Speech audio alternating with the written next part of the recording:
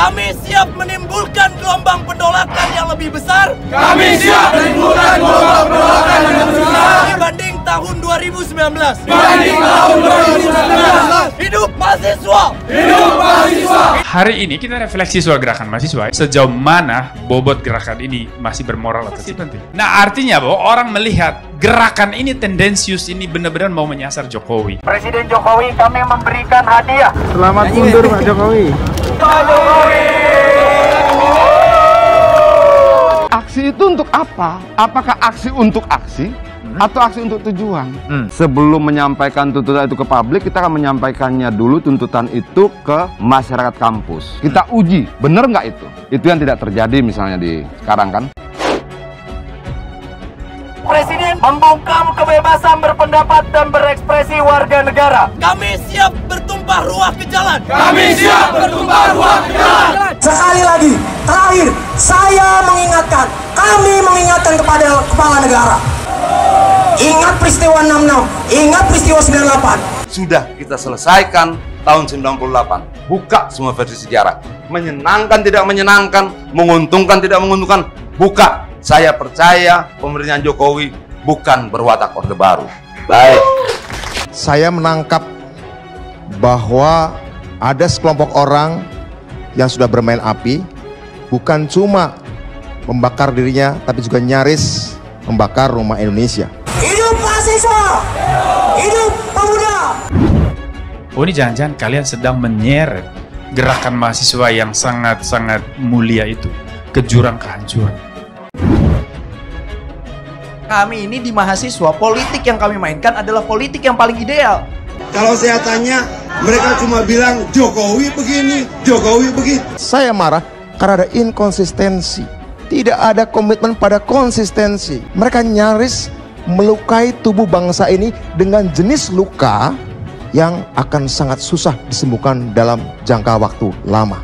Apabila presiden tidak segera menurunkan harga, kami mengingatkan kepada kepala negara. Tahun 98 terjadi perubahan politik.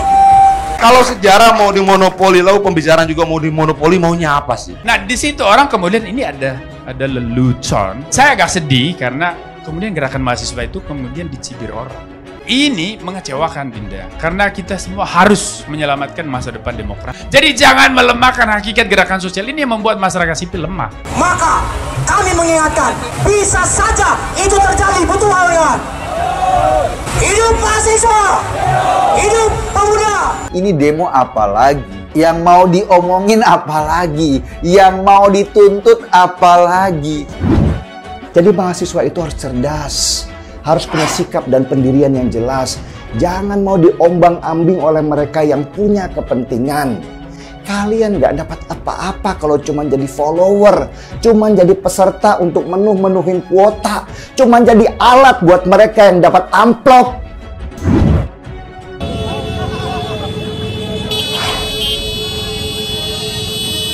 Viral di media sosial, sebuah rekaman video memperlihatkan sejumlah warga yang mengamuk dan membuka paksa blokade jalan yang digunakan para mahasiswa untuk berdemo. Demo melulu. Demo di istana, geruduk Pak Jokowi, apa nggak ada kerjaan lain? Ngapain bikin demo besar-besaran, bikin macet, nyusahin orang?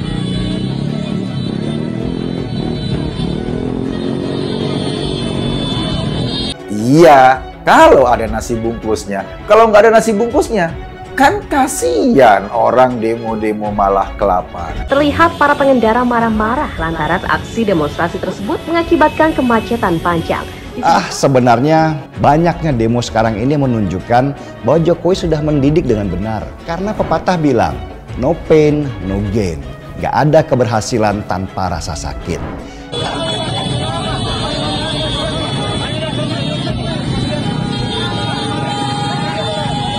Jadi mahasiswa ini hanya bermain dan mempermainkan gerakan kita. Kalau menjelaskan pakai bahasa Jerman, silakan sampai selesai. Enggak, maksud saya bener gak kalian? Bener gak kalian ini sedang jawab saya yuk? Bener nggak kalian sedang bermain-main? Teruskan dulu. Nah, Jangan dilempar-lempar dulu, Bang. Selesai dulu, Bang. Yuk kalau bermain-main dengan gerakan, yuk mempermainkan sejarah, mempermainkan gerakan. Masyarakat kasihan nanti tidak akan melihat kalian sebagai representasi dari kelompok ini. Kenapa harus pecah-pecah? Kita tidak. Kenapa harus beda-beda? Bahkan ada beberapa isu saja yang sama, lalu yang lain-lainnya beda.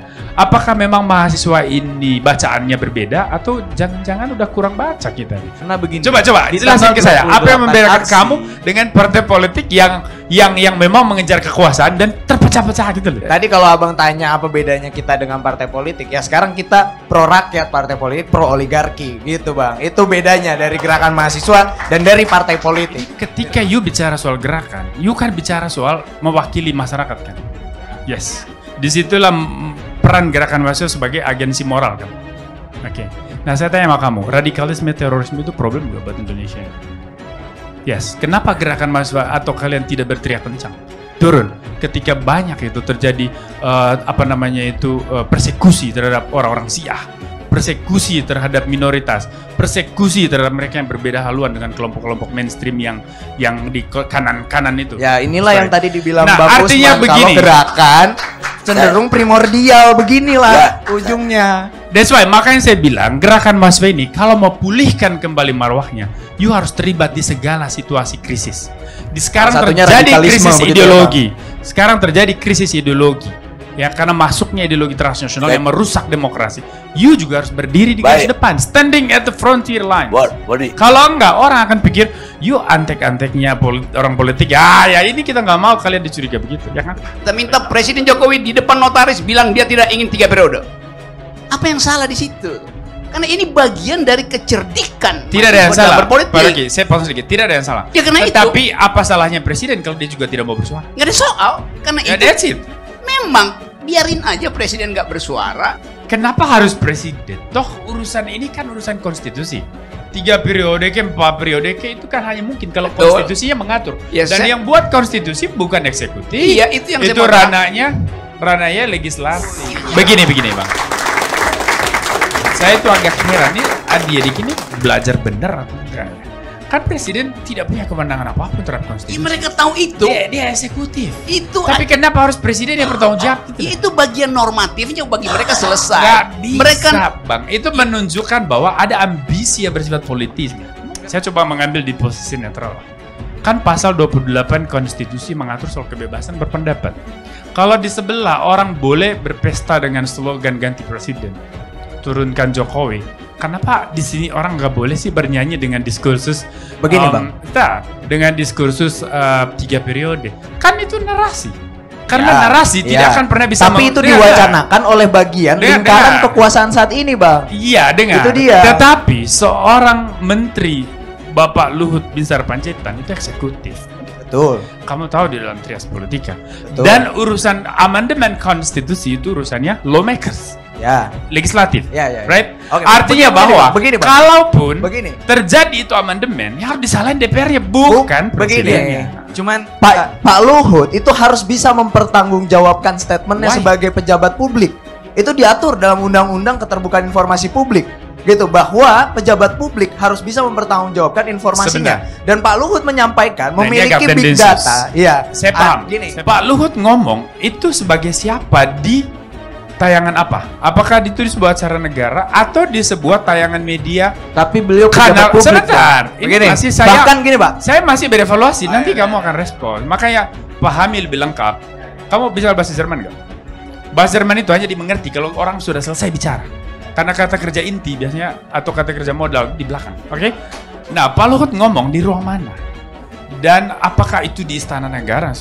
Artinya ketika dibicara itu, bisa saja separuhnya adalah seorang Luhut Binsar Panjaitan sebagai warga negara, tapi melekat bersamaan dalam dirinya itu adalah seorang pejabat, toh. Ya. Sehingga di ruang itu kamu boleh menuntut, benar? Yes. Mungkin. Tetapi sekali lagi, sebagai warga negara dia juga punya hak untuk berpendapat. Pasal 28 Undang-Undang 45 menjamin itu. Maka kalau kita kembali ke situ, kenapa kita harus begitu agresif menuntut Pak Luhut keluarin datanya? Kenapa sih? Boleh saya masuk, Bang? Omongan Pak Luhut hari ini tidak mengubah undang-undang. Boleh saya masuk, Bang? Tidak mengubah apapun. Dan Presiden juga sudah mengatakan tidak ada penundaan. Begini deh, untuk menjaga marwah gerakan itu, Ini kan bukan soal kepentingan kamu. Meskipun kamu pasti ada kepentingan pribadi. Dan itu normal. Jangan ketawa, saya tahu. Itu normal. Tetapi kita harus menjaga yang lebih besarnya, ya kan? Imajinasi, persepsi tentang demokrasi harus kamu selamatkan. Maka apa yang kamu lakukan hari ini, kamu bertanggungjawabkan juga kepada gerakan-gerakan mahasiswa ke depan, di masa depan. Maka di sini kita harus belajar dengan tertib berpikir, ya. Pertanyaannya adalah kenapa orang begitu agresif menyerang Pak Luhut soal big data? Ketika tidak ada satupun ketentuan hukum yang memaksa dia untuk, kecuali you buka forum, you berdebat, you undang ke acara Bang Karni, berdebat dengan Pak Luhut soal big data. Di situ silakan berdebat. Tetapi sepanjang itu statement lepas, dia akan tetap terlepas. You nggak bisa penjarain dia. Sama aja, kenapa kamu nggak nanya kepada yang dulu bikin tagar, turunkan Presiden Jokowi, dan tuntut dia, kenapa you melanggar konstitusi? Karena konstitusi mengatakan dia hanya bisa diturunkan kalau ada berapa ketentuan itu, ya kan? Pelanggaran moral dan sebagainya. Kan Presiden Jokowi nggak pernah melakukan semua itu.